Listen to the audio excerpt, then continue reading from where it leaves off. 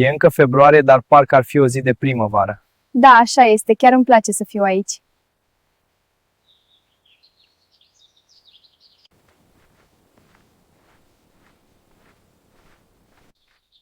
Îmi place aici, dar acum parcă mi s-a făcut foame. Aș vrea să merg să mâncăm ceva? Da, sună bine. Mergem. Știu un loc unde se mănâncă cei mai buni păstrăvi la grătar din oraș. Îți plac păstrăvi?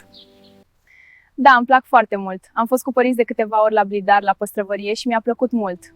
Serios? Sună minunat. Da, ar trebui să mergem împreună. Mă bucur că ești aici cu mine. Și eu. Da, și eu mă bucur să fiu aici cu tine.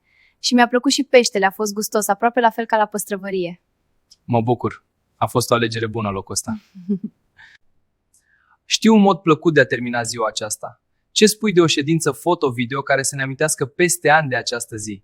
Sună minunat! Mi-ar plăcea asta. Să mergem atunci. Da, cu plăcere!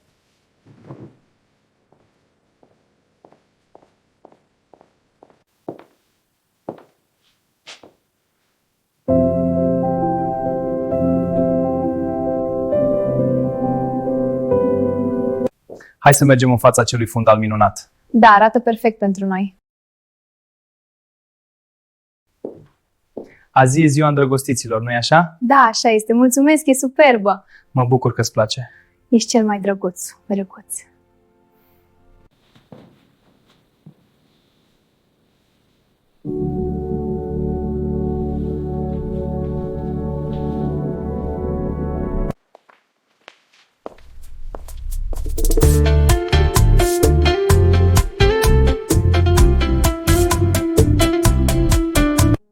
Ești gata pentru poze, iubire? Da, hai să începem.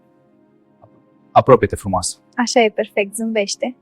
Arăți minunat. Și tu, dragule.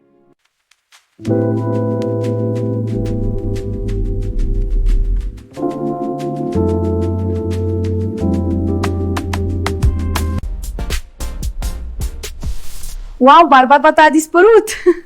Chiar așa? Nu-mi vine să cred. Îmi place, arată bine pe tine. Mersi, draga mea.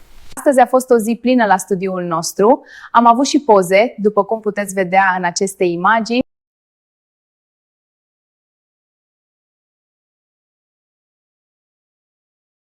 Vă așteptăm cu drag pe oricare dintre voi pentru ședințe foto-video în care să imortalizați momente frumoase din viața voastră.